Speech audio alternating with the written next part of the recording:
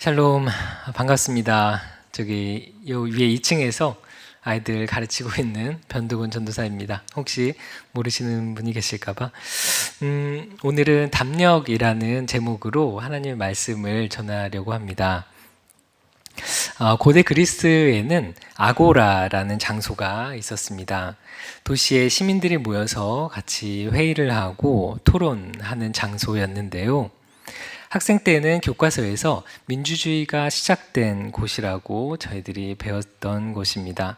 이곳에서 열린 토론을 통해서 도시의 중요한 의사 결정이 이루어지게 되고 시민들이 모여서 투표를 통해서 지도자를 뽑기도 하였습니다.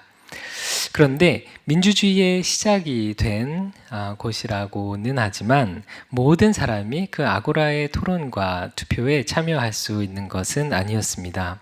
여자는 기본적으로 들어갈 수가 없었고 노예 등 신분이 낮은 사람도 들어갈 수가 없었습니다. 어린이나 외국인들도 참여할 수가 없었지요. 그래서 당시의 통계를 보면 한 10% 정도 되는 그리스의 사람들만이 그 광장에 들어가서 자신의 의견을 개진하고 투표권을 행사할 수 있었다라고 합니다. 직접 민주주의가 시작된 곳이라고는 하지만 여전히 큰 차별이 존재하고 있었던 것이지요.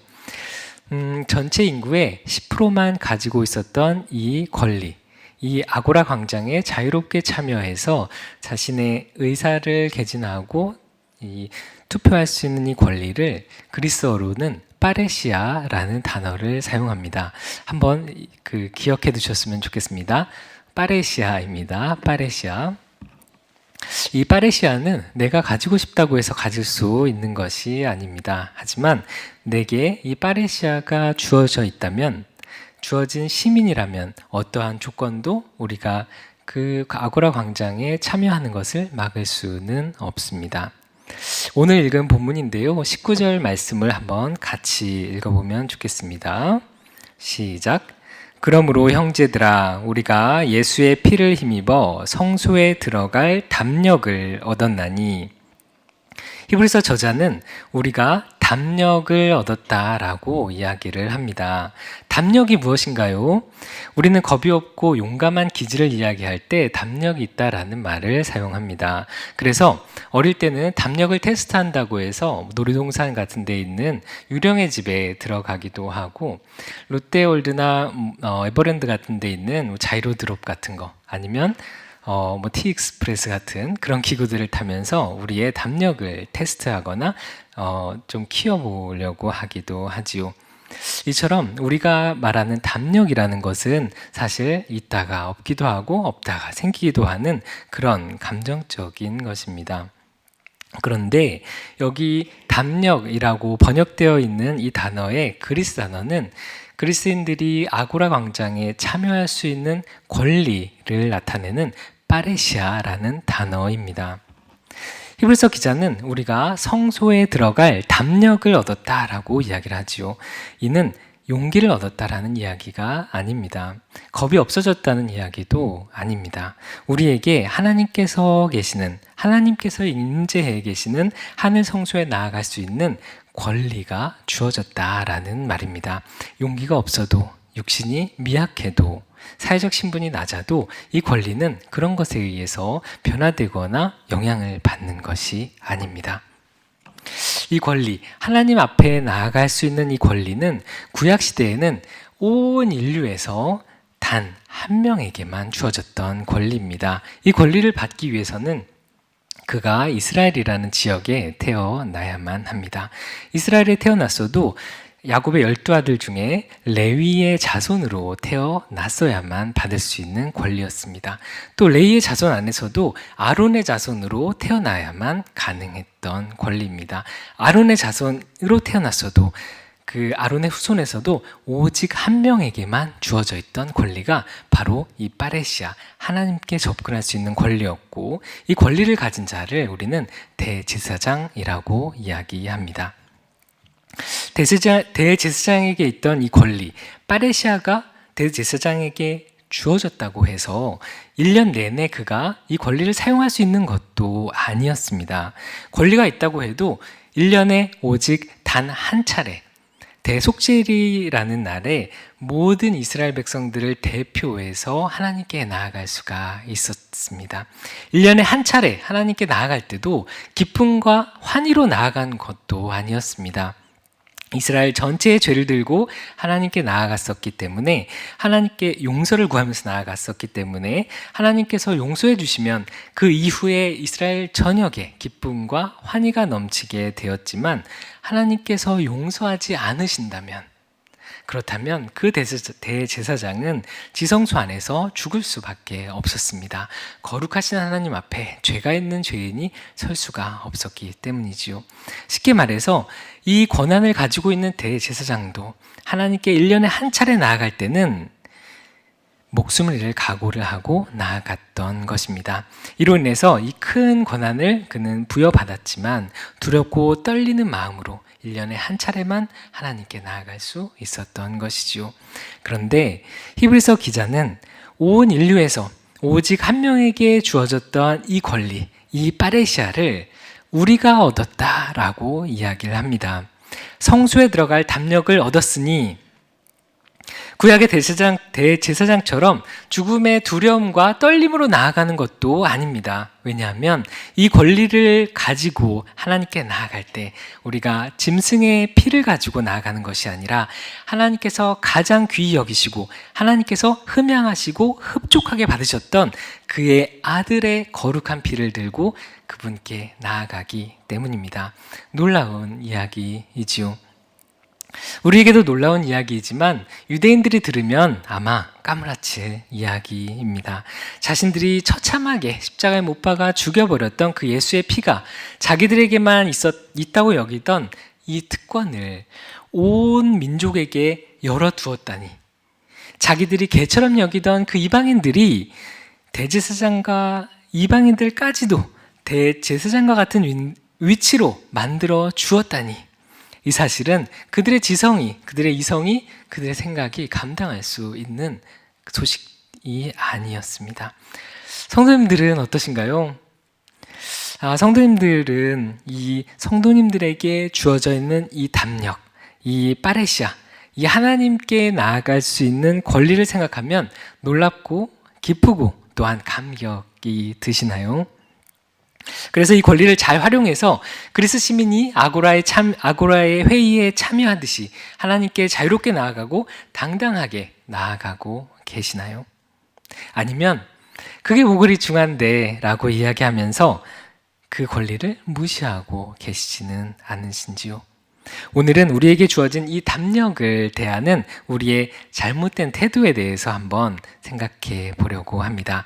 그 문제들은 세 가지를 한번 가져와 보았는데요. 문제들은 첫 번째, 우리에게 이 파레시아가 있는지 없는지조차 모르고 있는 상태입니다.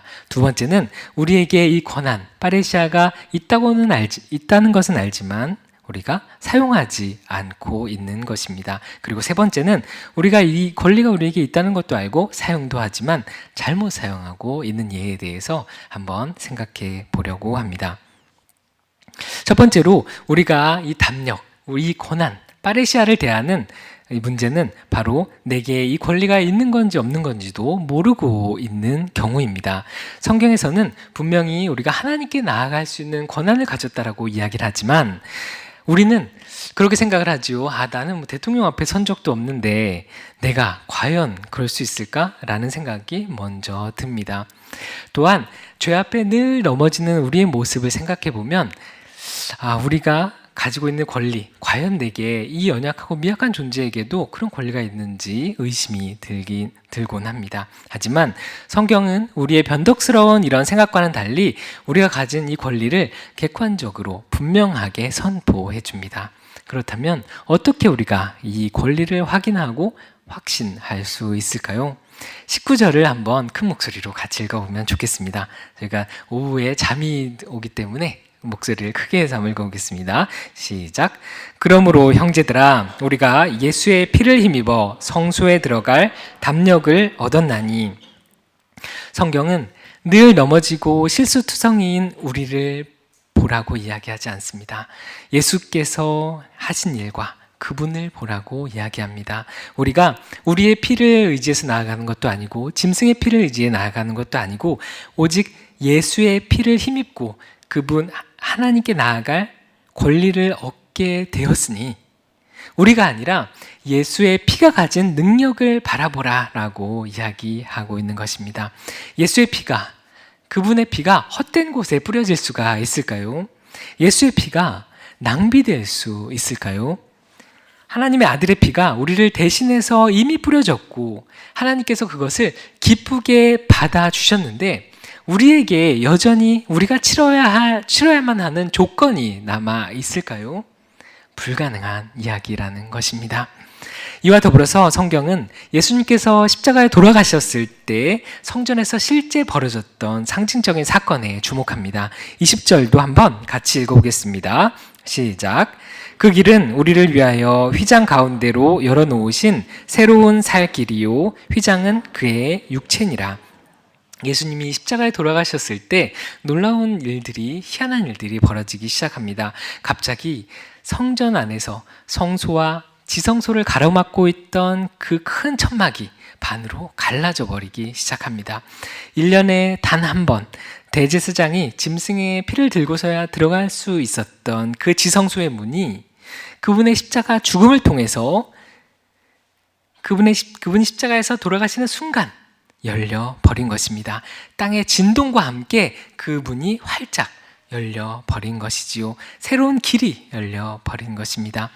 예수님을 바라보고 그분이 행하신 일을, 이루신 일을, 이 객관적인 일들을 보는 것보다 더 확실한 약속에 대한 보증이 어디 있을까요? 예수님이 행하신 일과 그분이 흘리신 보혈의 능력을 만약에 우리가 믿고 있다면 이미 이 권한, 이 파레시아, 이 담력은 우리에게 주어진 것이고 보증이 된 것입니다. 담력은 이미 거부할 수 없이 우리에게 선물로 주어져 있는 것이지요. 두 번째로는 우리에게 이 담력, 파레시아가 주어졌다는 것을 알면서도 우리가 그것을 사용하지 않고 있는 경우입니다. 성경 공부를 통해서 하나님의 자녀가 되었다는 사실도 우리가 알고 있고 하나님께 나아갈 수 있는 권리가 있다는 것도 알게 되었지만 현실적으로 그런 필요를 느끼지 못하는 경우가 많이 있지요. 특히나 이제 돈이 있고 소위 든든한 백도 있어가지고 또 건강까지 있어서 하나님과 따로 만남을 갖지 않아도 내 삶에는 전혀 문제가 없을 것 같은 그런 생각이 들 때가 있습니다. 우리가 죽어서 하나님의 심판대 앞에 설 때나 하나님이 필요하지 우리가 이 땅에 살아있을 때는 하나님이 일반적으로 주신 것만으로 나는 충분하다라고 생각하는 경우들이 있습니다. 그런데 히브리서가 쓰여졌던 이 상황은 사실 제가 말한 상황과는 많이 다른 상황이었습니다. 그들의 상황은 핍박 가운데 있었지요. 하지만 성경은 성도들에게 우리의 필요에 따라서 하나님께 나아가라 라고 이야기하지 않습니다. 어떤 특정한 상황에서는 하나님께 나아갈 필요가 없다라고 이야기하지도 않습니다. 22절을 한번 같이 읽어보면 좋겠습니다. 시작. 우리가 마음의 뿌림을 받아 악한 양심으로부터 벗어나고 몸은 맑은 물로 씻음을 받았으니 참 마음과 온전한 믿음으로 하나님께 나아가자. 히브리서 저자는 상황과 상관없이 우리에게 하나님께 나아갈 수 있는 조건이 충족되었다는 사실에 주목합니다. 그것을 강조합니다. 그리고 이 권리, 파레시아를 가진 자들에게 하나님께 나아가자라고 강력하게 권면을 합니다. 왜일까요? 더 이상 이 땅에서 물질도 필요 없고 돈도 충분한데 왜 하나님께 나아가자라고 이야기하는 것일까요? 성경이 말하는 바는 우리가 무엇을 얻기 위해서 하나님께 나아가라라는 것이 아닙니다. 아니면 우리가 하나님께 나아가서 하나님께서 구원이라는 놀라운 선물을 우리에게 주셨으니까 내게 하나님께 나아가서 조금이라도 그 은혜를 갚기 위해서 나가라라고 이야기하는 것도 아닙니다. 우리를 거룩하게 하셔서 우리에게 이 엄청난 권리를 주신 하나님께서 원하시는 것, 그것은 간단히 말해서 하나님과 우리를 만드신 하나님과 우리를 구원하신 하나님과 교제하는 것입니다. 하나님께서는 우리와 교제하고 싶어 하시기에 우리에게 그분 앞으로 나아오라라고 이야기하시는 것입니다. 요즘 아이들과 이제 함께 공부하고 있는 것이 웨스트민스터 소요리 문답을 같이 공부하고 있는데요. 그 웨스트민스터 소요리 문답의 첫 번째 질문은 사실 웨스트민스터를 공부했건 안 했건 모두가 잘 알고 있는 질문입니다. 그 첫 번째 질문은 이렇게 질문을 던집니다. 인간에게 있어서 가장 최고의, 가장 중요한 첫 번째 목표가 무엇이냐? 그에 대해서 우리의 신앙의 선조들은 이렇게 성경을 통해서 대답을 합니다.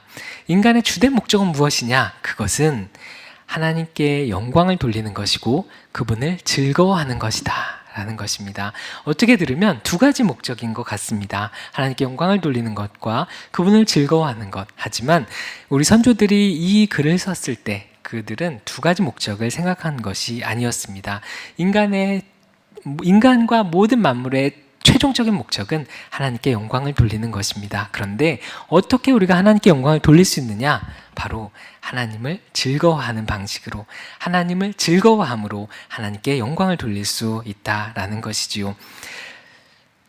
그래서 다시 정리해서 말씀드리면 우리가 하나님을 즐거워함으로 그분께 영광을 돌리는 것이 우리 인간의 가장 첫 번째이고 주된 목적이다라는 것입니다.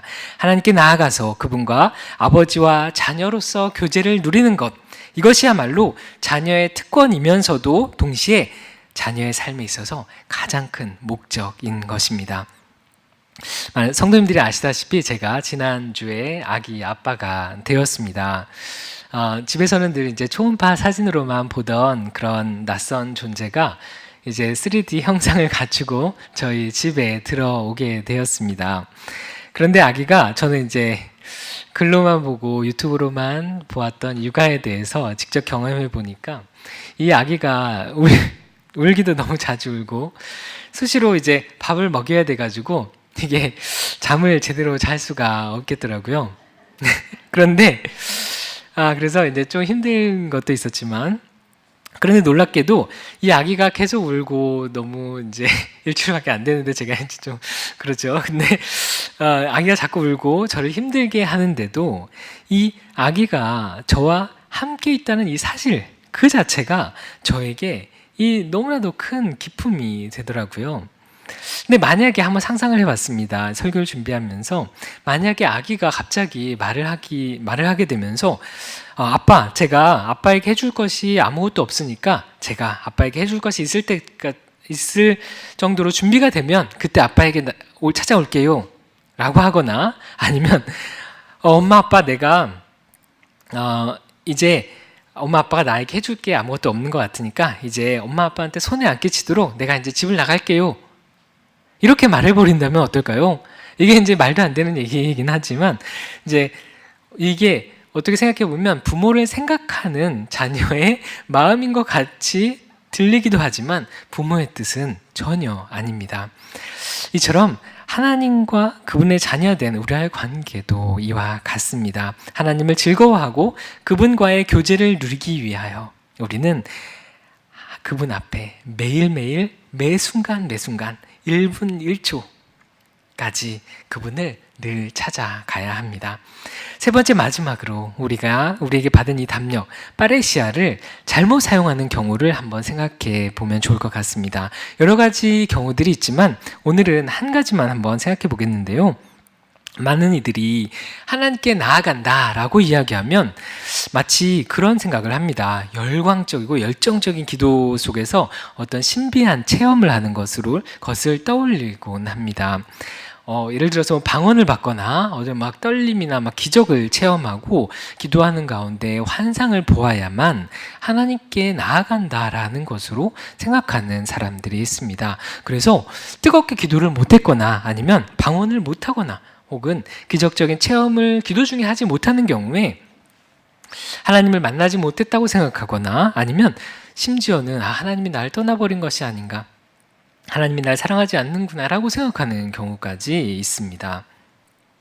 성도님들은 지금까지 신앙생활 해오시면서 그런 경험 없으셨나요?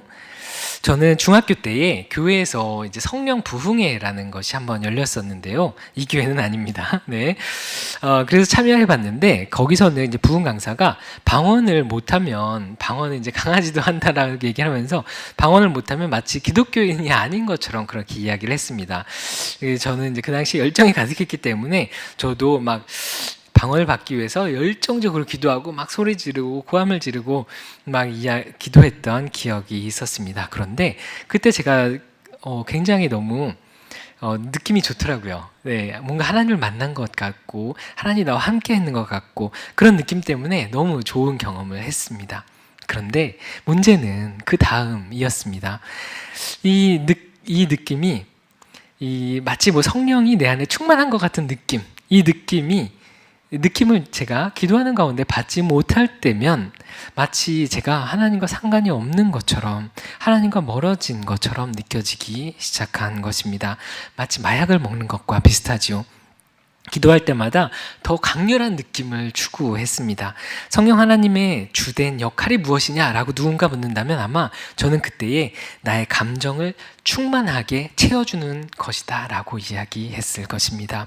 결국엔 그런 경험을 통해서 제 신앙의 확신을 추구하다 보니까 제 믿음은 어떻게 됐을까요? 늘 오르락내리락 왔다 갔다 했습니다. 하나님을 입에서는 늘 말하고 하나님의 섭리를 말하고 하나님의 존재를 이야기하지만 사실 불신자보다 제 삶은 더 불안하고 더 흔들리는 삶을 살았던 경험이 있습니다. 그런데 오늘 본문에서는 우리에게 파레시아가 있고 이 권한이 있고 그러기에 우리가 하나님께 나아가자라고 권면하면서 다음과 같이 이야기합니다. 24, 25절만 한번 같이 읽어보면 좋을 것 같습니다. 시작. 서로 돌아보아 사랑과 선행을 격려하며 모이기를 패하는 어떤 사람들의 습관과 같이 하지 말고 오직 권하여 그날이 가까움을 볼수록 더욱 그리하자. 하나님께 나아가면 어떤 신비한 경험을 하고 남들이 이해할 수 없는 방언을 할 수 있게 되고 남들이 보지 못하는 환상이나 천국을 보게 될 것이다. 이런 말을 해주면 좋을 것 같은데 어떻게 보면 우리의 기대와는 다르게 조금 생뚱맞게 서로를 돌아보아 사랑하고 선행을 격려하라라고 이야기하고 있습니다. 우리가 하나님께, 무슨 말일까요? 우리가 하나님께 나아갈 때 우리가 받게 되는 가장 큰 선물 중에 하나는 신비한 체험이 아니라는 것입니다. 방언과 환상을 보는 것이 아니라는 것입니다. 이런 것들이 핵심이 아니라는 것입니다. 그러면 핵심이 무엇이냐? 하나님께 나아갈 때 우리가 받을 수 있는 가장 큰 선물 중에 하나는, 그 핵심은 바로 우리가 사랑을 행하고 선을 행할 수 있는 존재로 거듭난다라는 것입니다. 우리의 지성을 넘어서 우리의 인격이 새로워진다라는 것입니다. 하나님의 형상을 닮은 존재로 우리의 존재가 거룩하게 되고 변화되어 간다라는 것입니다. 실제 신약교회의 역사를 보아도 우리가 이제 기적과 방언 등 굉장히 우리의 눈을 번쩍 뜨이게 하는 그런 기적들과 같은 은사들은 잠깐 등장하고 역사 속에서도 사라집니다. 사도 바울은 이러한 은사들을 이야기하지만 이러한 은사들보다도 훨씬 더 많은 분량으로 그리고 훨씬 더 많은 강조점을 두어서 우리의 인격의 변화를 이야기합니다. 성도들의 성품의 변화를 통해서 교회 안에서 이루어지는 사랑을 통해서 천국의 모형들에 대해서, 실제적으로 이루어지는 천국의 모형들에 대해서 이야기를 합니다. 이러한 과정을 우리는 성화라는 단어로 이야기하지요. 우리가 하나님께 나아갈 때 우리는 법적으로 하나님 앞에 정당하다, 우리의 존재가 의롭다라는 평가를 넘어서서 우리가 이 땅에 살아가면서 우리의 존재가 실제로 하나님 앞에, 이웃 앞에 사랑과 선을 행할 수 있는 거룩한 존재로 변화되는 과정을 밟게 된다라는 것입니다. 그런데 문제는 우리가 이러한 인격의 변화에는 큰 관심이 없다라는 것입니다. 성경에서는 끊임없이 사랑을 명하고 끊임없이 하나님의 뜻으로 제시하고 있음에도 불구하고 우리는 당장 눈앞에 보이는 기적을 중시하고 당장 눈앞에 보이는 이 숫자에 얽매입니다. 하지만 이러한 인격의 변화야말로 성경에서 강조하는 기적 중의 기적입니다. 사랑을 할 수 없고 극도로 이기적이었던 인간이 그런 존재가 사랑을 할 수 있다? 선행을 한다? 나의 이익을 포기하고 공동체의 이익을 위해서 교회에 모이기를 강조한다? 이 모든 것이 정말로 기적이라는 것입니다. 어젯밤에도 이제 오늘이 주일이기 때문에 제가 잠을 자야 되는데 이제 여전히 아기가 계속 울어대더라고요. 그래서 근데 이제 제가 불평을 했을까요? 제 잠을 방해하고 오래된 아기의 울음을 저는 아무런 불평 없이 다 받아 주었습니다. 똥을 싸고 그 기저귀를 이제 저도 일주일 동안 갈아보니까 이게 좀 익숙해지더라고요. 이성광 집사님이 저번에 하루에도 몇 번씩 가야 볼 거라고 저한테 얘기했는데 그거 진짜로 되더라고요. 근데 이제 기저귀를 막 가는데 가는 중에 오줌을 막 싸고 이런 일들도 있어가지고 제가 참 이게 쉬운 게 아니구나라는 생각도 했는데, 근데 그런 일이 있음에도 불구하고 제가 그 기저귀를 아무 불평 없이 잘 갈아 주었습니다. 부모님들은 다 잘 아시겠지만 제가 그 자식이 바로 제 아들이다 보니까 그게 그냥 자연적으로 가능해지더라고요. 그런데 이러한 일은 불신자라도 이방인이라도 다른 종교를 가진 사람이라도 아무런 종교가 없고 우상을 섬기는 사람들이라도 모두 다 하는 일입니다. 자기 애이기 때문이지요. 그런데 제가 이제 교회 학교에서 교사로 아이들을 전도사로 가르치고 있다 보니까 이게 내 자식도 아닌데 학생들을 내 자녀 혹은 내 동생으로 대하는 경우들을 종종 보게 됩니다. 여전히 미숙한 아이들을 내 자식보다 더 챙기고 더 사랑하는 경우들을 경험하게 됩니다. 아이들이 짜증내고 또 퉁명스럽게 대한다 할지라도 다 내 자식의 투정처럼 받아내고 그것을 받아들이고 기도하는 모습들을 보게 됩니다. 성도님 여러분, 이러한 것이 바로 기적입니다. 세상에서는 너 자신을 위해서 살라고 하고 죄송합니다. 잠을 못 자서 네, 세상에서는 너 자신을 위해 살라고 하고 너 자신을 위해서 돈과 시간을 쓰라고 할 때에 세상의 말을 듣지 않고 하나님의 백성이 모인 교회에 모이고 약한 자들을 위해서 돈과 시간과 에너지를 쓰는 것, 이것이야말로 기적이고 신비인 것입니다. 이것이 하나님께 나아갈 때 우리에게 기대할 수 있는 변화이자 선물인 것이죠. 사랑하는 성도님 여러분, 오늘 이 권리, 담력을 이해하는 데 있어서 세 가지 잘못된 우리 생각에 대해서 생각해 보았습니다. 첫 번째는 이 권한을 가지고 있다는 사실을 전혀 모르고 있는 것입니다. 이는 그리스도께서 행하신 일과 그분의 보혈의 능력을 보며 고칠 수가 있겠죠. 두 번째는 이 권한을 가지고도 사용하지 않는 것입니다.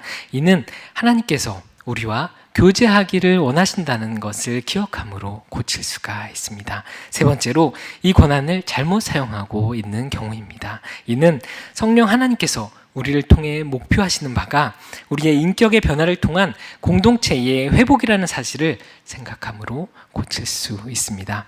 우리가 한번 19절과 22절 이 두 구절을 같이 큰 목소리로 읽고 마치도록 하겠습니다. 시작.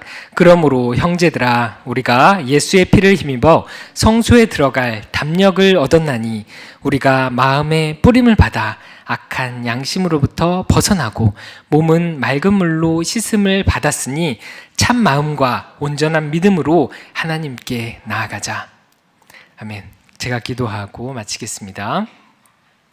살아계신 하나님 아버지, 감사합니다. 오늘 히브리서의 말씀을 통해서 예수 그리스도의 그 보혈의 피가 우리에게 파레시아, 이 담력을, 이 권한과 권리를 허락해 주었다는 사실을 생각해 보았습니다. 하나님, 우리에게 주어진 이 놀라운 특권을 우리가 경시하지 않도록 도와주시고 깊이 생각하고 늘 이용함으로 하나님과 교제하며 하나님과 깊은 교제의 관계로 나아갈 수 있는 저희들 될 수 있도록 도와주옵소서. 그리하여 우리 안에, 우리 공동체 안에 그리스도의 사랑이 넘쳐날 수 있도록 하나님 도와주시옵소서.